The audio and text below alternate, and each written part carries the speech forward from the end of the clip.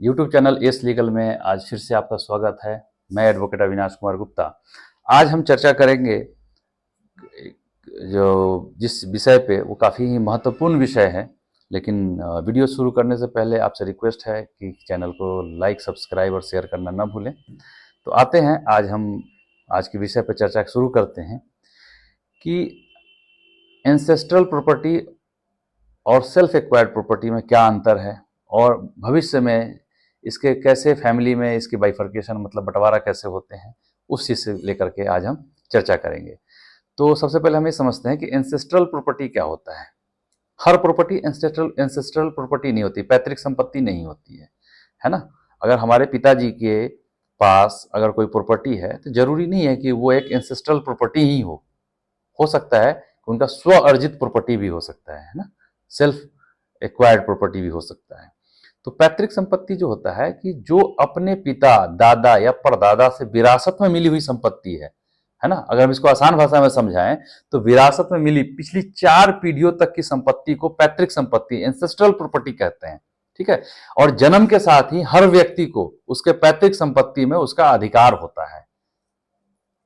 तो यह है पैतृक संपत्ति, एंसेस्ट्रल प्रॉपर्टी। जो सेल्फ ओन्ड प्रॉपर्टी जो होती है, जो व्यक्तिगत प्रॉपर्टी भी कहते हैं उसको, जैसे कि मान लीजिए कि आपके दादाजी की जो प्रॉपर्टी थी, जो उनको पैतृक संपत्ति पितरों को, उनके पिता दादा के द्वारा मिला, वो प्रॉपर्टी जब आपके पिताजी को मिलती है तो वो पैतृक संपत्ति कहलाती है आपके पिताजी को। लेकिन अपने जीवन काल में अगर आपके पिताजी ने जो प्रॉपर्टी खरीदी है, जो प्रॉपर्टी अर्जित की है, वो उनकी सेल्फ एक्वायर्ड प्रॉपर्टी कहलाएगी। तो जब बंटवारा की बात आती है, अगर पिताजी के जीवन में ही अगर कोई बंटवारा की बात करता है और अपने पैतृक संपत्ति पे हक मांगता है, तो वो पैतृक संपत्ति जो है, जो एंसेस्ट्रल, जो परदादा से जो ट्रांसफर होते हुए आपके पिताजी पे आई है, उसमें आपका हक हो सकता है। लेकिन जो आपके पिताजी ने खुद से अर्जित किया है, स्वयं अर्जित किया हुआ प्रॉपर्टी, उसमें आपका कोई हक नहीं होता, क्योंकि उसमें उनका खुद का ही हक होता है। वो जिसको मर्जी चाहे उसको दे सकते हैं, गिफ्ट कर सकते हैं, है ना, जिसको मर्जी चाहे उसको बेच सकते हैं। तो ये बेसिक फर्क है पैतृक संपत्ति और स्व अर्जित प्रॉपर्टी, है ना, जो स्वयं अर्जित किया गया है। तो अब हम आगे बात करते हैं कि इसमें क्या पिताजी पैतृक संपत्ति बेच सकते हैं, है ना। तो यदि पैतृक संपत्ति अविभाजित रहती है तो पिता उत्तराधिकारी जो उनके हैं, मतलब उनके पुत्र और पुत्री जो हैं, उनके सहमति के बिना अपने पैतृक संपत्ति को नहीं बेच सकते हैं, है ना। यदि 2 बेटे वाले जो पिता हैं को अपने पिता से पैतृक संपत्ति विरासत में मिली है, तो पोते पोतियों का भी संपत्ति में हिस्सा होता है, और बिना बेटों की सहमतियों से या बेटियों की सहमतियों से इनको नहीं बेच सकते। अब इसको एक आसान भाषा में हम समझाते हैं, जैसे कि आपके पिताजी को उनके दादा परदादा वाली पैतृक संपत्ति मिली है, तो उसमें आपका भी उतना ही हक है। आपका मतलब कहने का है कि आपके सिबलिंग्स, मतलब आप जितने भी भाई बहन हैं, सबका उतना ही हिस्सा है। तो अगर वो प्रॉपर्टी अगर पिताजी बेचने चाह रहे हैं तो आप उनको एक बार को रोक भी सकते हैं, क्योंकि उसमें आपकी भी सहमति चाहिए। अब हम बात करते हैं कि क्या पिता पैतृक संपत्ति देने से मना कर सकता है। तो इसका हिंदू लॉ में अगर अनुसार हम दावा कर सकते हैं कि कानून के अनुसार कोई पिता ऐसी संपत्ति किसी को नहीं दे सकता जिसे वो चाहे, या अपनी बेटी, बाप, बेटी, बेटा, उनमें से किसी के हिस्से को वंचित नहीं कर सकता है, क्योंकि जो पैतृक संपत्ति है उसमें जन्म से आपका ही अधिकार है। तो कुल मिलाकर के हम ये समझ रहे हैं कि एंसेस्ट्रल प्रॉपर्टी और स्वयं अर्जित प्रॉपर्टी, तो एंसेस्ट्रल प्रॉपर्टी जो है वो एक जनरेशन अपने अगले पीढ़ी को, एक जनरेशन अगले जनरेशन को, मतलब एक पीढ़ी अगले पीढ़ी को विरासत के रूप में उसको ट्रांसफर करती है। लेकिन जो स्वयं अर्जित जो प्रॉपर्टी है वो आप बेच सकते हो, किसी को भी गिफ्ट कर सकते हो, उसमें आपका स्वयं का अधिकार है। लेकिन जो पैतृक संपत्तियां हैं उसमें आपका स्वयं का अधिकार नहीं होता है। अब हम कुछ ऐसी पॉइंट्स पे डिस्कशन करते हैं जो कि आए दिनों जब पारिवारिक मसले इसमें फंसते हैं, है ना, सिचुएशन ऐसी हो जाती है, तो उस समय इसके आंसर ढूंढने बड़े मुश्किल होते हैं, या इसके लिए फिर हम तरह तरह के लोगों से सलाह लेते हैं। जैसे मां की संपत्ति का कानूनी वारिस कौन होता है? जैसे पिता का प्रॉपर्टी है तो उसमें तो उनके बच्चे होंगे वारिस।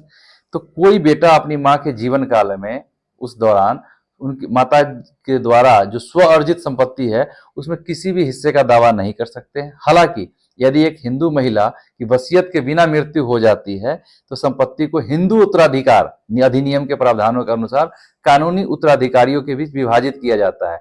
अब कानूनी उत्तराधिकारी कौन कौन है?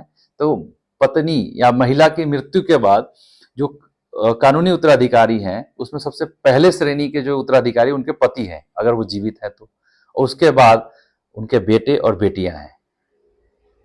तो ये होता है महिला के मामले में। अब हम बात करते हैं कि क्या पैतृक संपत्ति में बेटी का अधिकार है? संपत्ति का जो दावा है और अधिकार के प्रावधान के जो कानून है जो 1956 में बनाया गया था, इसके मुताबिक पिता की संपत्ति पे बेटी का उतना ही अधिकार होता है जितना बेटों का। लेकिन बेटियों के अधिकार को पुख्ता करते हुए इस उत्तराधिकार कानून को 2005 में बदलाव करके इसको और मजबूत किया गया है और बेटे और बेटियों को बिल्कुल सहभागी बनाया गया है अपने माँ बाप के संपत्ति में। अगर माँ बाप की जो भी संपत्ति है उसमें पुत्र और पुत्री दोनों को बराबर का अधिकार है।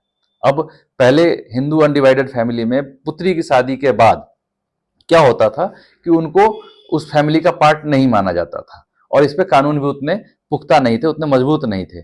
बट जो 2005 में जो क्या कहते हैं अपना जो संपत्ति पर दावों के अधिकार का जो प्रावधान था उसके कानून को और पुख्ता किया गया है और उसमें बेटियों को भी पूरा का पूरा अधिकार दिया गया है।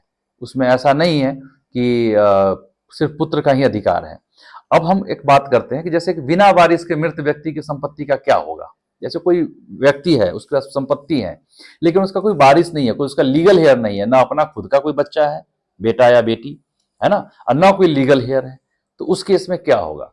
तो यदि मृतक के ऊपर उल्लिखित कोई मतलब मृतक का कोई भी रिश्तेदार नहीं है, कोई भी कुछ नहीं है, तो वो संपत्ति जो है सीधा सीधा स्टेट गवर्नमेंट को चली जाएगी, उसका कोई वो किसी और को हैंडओवर नहीं होगा। अब हम बात करते हैं कि क्या कोई पिता अपनी बेटी को स्वयं अर्जित जो संपत्ति उसे वंचित कर सकता है? तो वंशजों के लिए चाहे वो बेटी हो या बेटा हो, ऐसी संपत्ति में जन्म से ही बराबर का हिस्सा मिलता है।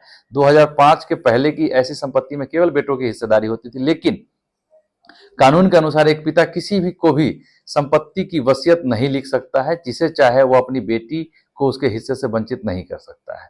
मतलब अगर पिता चाहे भी तो अपने बेटी को उस प्रॉपर्टी से वंचित नहीं कर सकते हैं। क्या बेटी जो है दादा की संपत्ति में दावा कर सकती है?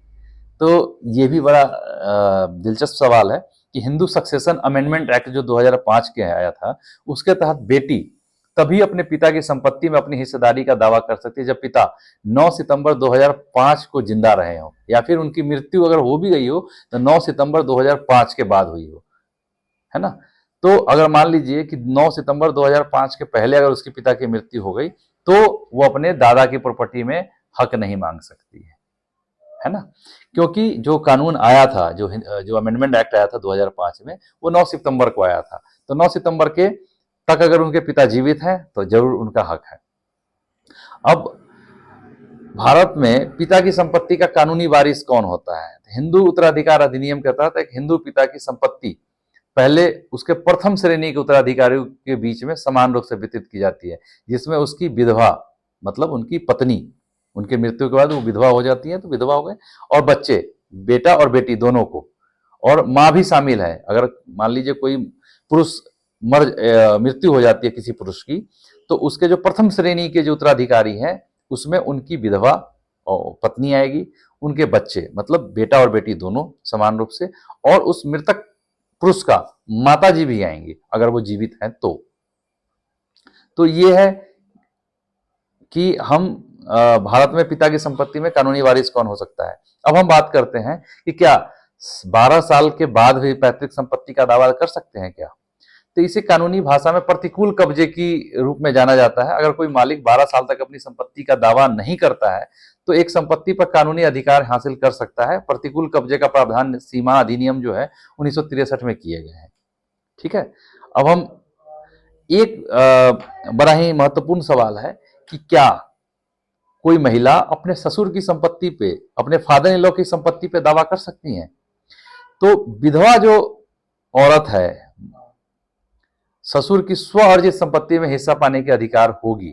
अगर मान लिया जाए कि कोई महिला है जिसके पति मर गए और ससुर की, जो उनके पति के जो पिता हैं, जो उनके फादर इन लॉ लगेंगे, तो उनकी जो प्रॉपर्टी है उसमें वो हिस्सा पाने की हकदार हैं। उनके प्रथम श्रेणी के उत्तराधिकारी जो हैं को स्व अर्जित संपत्ति विरासत में मिलेगी, जो मृतक के ससुर ने अपने जीवन काल में अर्जित की है। समझ रहे हैं? अब हम एक दूसरा सवाल करते हैं कि क्या माँ एक बेटे को पैतृक संपत्ति दे सकती है?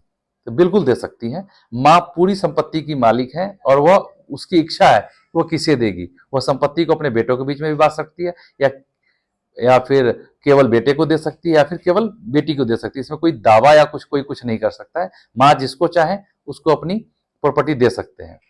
अब एक सवाल आता है कि क्या छोटा भाई बड़े भाई की संपत्ति में दावा कर सकता है? जो आए दिनों परिवार में ऐसे ऐसे सिचुएशन आती है कि भाइयों की डिस्प्यूट में छोटा भाई जो होता है बड़े भाई की प्रॉपर्टी में अपना दावा करता है, और बड़ा भाई जो होता है वो छोटे भाई की प्रॉपर्टी में अपना दावा करता है। लेकिन इसमें मैं बताता हूँ कानूनी तौर पे कि छोटा भाई कभी भी अपने बड़े भाई के संपत्ति में किसी भी तरीके से कोई दावा नहीं कर सकता, क्योंकि स्व अर्जित संपत्ति पर भाई का कोई कानूनी अधिकार नहीं है, बहन का कोई कानूनी अधिकार नहीं है। वो अपना भरण पोषण नहीं कर पाते, तब वह हिस्सेदारी के हकदार होते हैं। मतलब कुछ सिचुएशन होती है, जैसे कि अगर वो अपना भरण पोषण करने लायक नहीं है तो फिर उसको एक सामाजिक रूप से कुछ सहायता के रूप में दिया जा सकता है। तो और अगर